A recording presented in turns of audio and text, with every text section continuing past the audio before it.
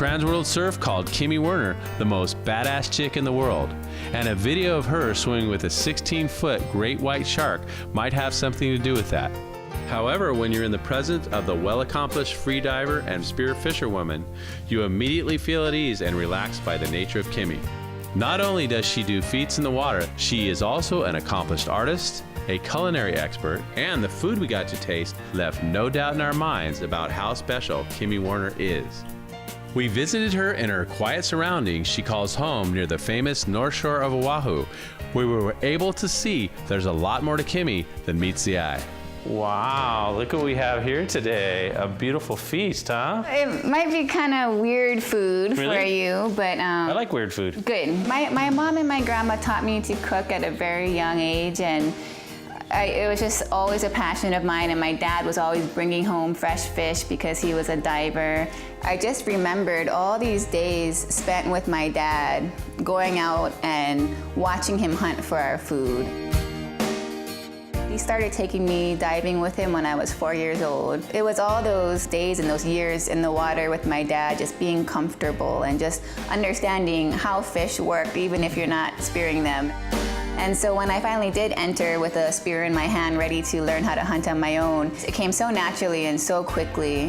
When I grew up, it was still something I wanted to pursue, so I went to the Culinary Institute of the Pacific right here on Oahu, and I got my degree in cooking.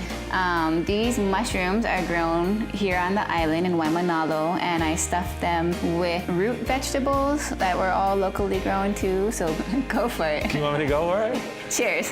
Cheers. Mushroom cheers. Like it? It's Italian-like, you know? My sister made some homemade pesto. I threw a little bit of that yeah, in. that's where I got the Italian flavor. Yeah, I taste the basil and everything, yes.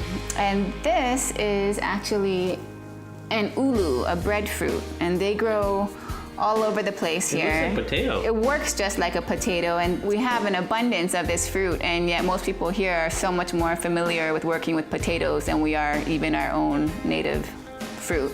So I made a hash brown out of that. The Hawaiians used to use the sap as glue. I peeled it, chunked it, grated it, and then that sap came through where you can it just stuck to itself, basically. It tastes like hash browns. Good. On this plate, we have my catch of the day, and it's octopus. In Hawaii, we call it he'e. And so this is a he'e salad with locally grown tomatoes and cucumbers and Maui onion, just tossed with some cilantro. So now, what's the technique? Did you spear this? Did you hook it? How did you do it?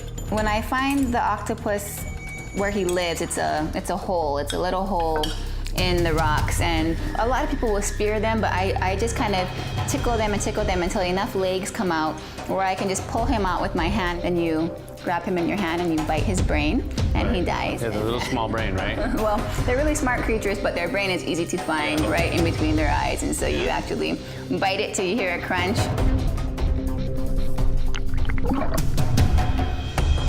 It goes white, and you got lunch.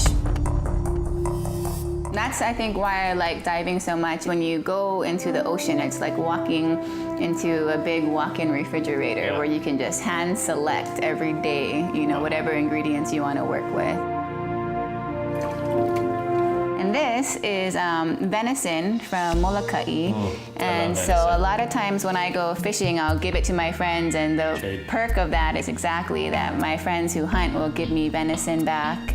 And so I made a stew out of that. It's just working within your community and taking care of each other and sharing. So whenever I catch anything, whether it's fish or octopus or lobsters, whatnot, I'll share with the people around me. And the beautiful thing is that the next day I'll usually have bananas or fresh chicken eggs at my door. And in this case, my friends who go hunting a lot brought by some venison. So you can't get any more organic when it comes to meat. Absolutely. And I noticed on every island that I've been on, they had more deer there than they had residents. They are actually an invasive species to Hawaii, and so it's another great way to save the environment.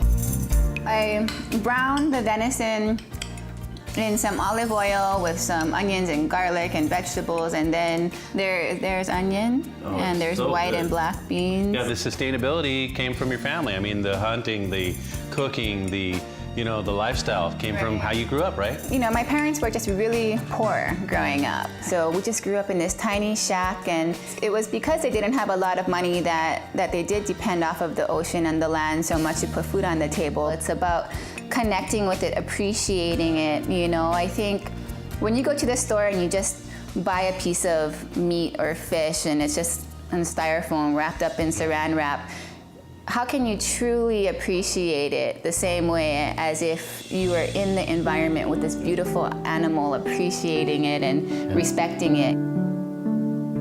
You know, I think that just allows you to cook with that much more love and eat with that much more appreciation. Absolutely. You know, it's not easy to enter the ocean, hold your breath, swim to the bottom of the abyss and come back up with dinner. Everything you do is free diving, right? It is. I don't use any scuba tanks. It's kind of spiritual, huh? It's almost like a Zen-like state of meditation that you need to be in order to lower your heart rate and be able to conserve that oxygen. I try and act like I'm shy. I almost hide from the fish because I know that'll pique their curiosity. And in the opposite, if I see a very big fish, like a shark, then I'll usually swim towards it and try to engage with it so that it knows I'm not prey. Yeah, and like there was a time when you were out there when you actually had an encounter with several sharks and actually with a great white. It was just like your worst nightmare. You know, it was just the biggest head. You could just see her teeth and her eyes, and I heard myself scream. It wasn't a scream of terror, it was a squeal. It was like an excitement. It was Okay, like okay. how I squeal when I catch a wave or something. And as soon as I turned towards her and swam towards her, she kind of just acknowledged me as another predator almost. So swimming towards her, it communicates that I'm not prey. So I just knew, okay, whatever you're doing, it's working because you're still alive. Yeah, don't freak out. Yeah, you know, I'm not gonna be able to swim away from her and like escape her, right? They're so fast. And this one time she started coming up from below, and so I swam down to face her off basically, and I thought she would just pass. But this time when she started to pass, she just slowed down. I just reached out, I touched her fin to let her know I'm right here, and we just swam together.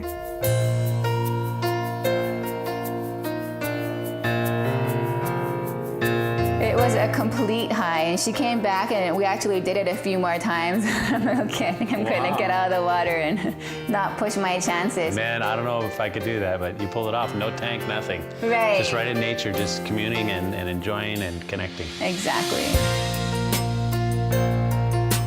You also are into art. I feel like when you are constantly in this underwater world, since I was a little kid, my favorite part was just being in a world where I could fly. And you're the one, you can go down and see You're them the if you bird. want, but Yeah, you can right. fly away. Yeah, that's and true. it just, that was a sense of freedom that made my heart so happy as a kid, and it still does today. And I think that when you spend that much time in a place with that much inspiration, you have to express it somehow. And so for me, I paint about it. It's the way you use your colors that I really enjoy. I guess for me, my main passion is Hawaii's environment and the people who live here, and anything that I can do to inspire people to be more connected to their environment, to love it to the point where you want to take better care of your natural resources. That's my passion. And whether that's just through paintings, having art shows, you know, making more videos, or whether it's just feeding people that I meet for the first time and trying to leave them with a little something, that is what I'd like to focus on the most. That's beautiful. I love it. That's a great ambition. You know, that's what life's all about, right? I think so. Kimmy, thank you so much for having us in your home. Thank you. And thank you so much for being here with us today. And until next time, just remember to enjoy.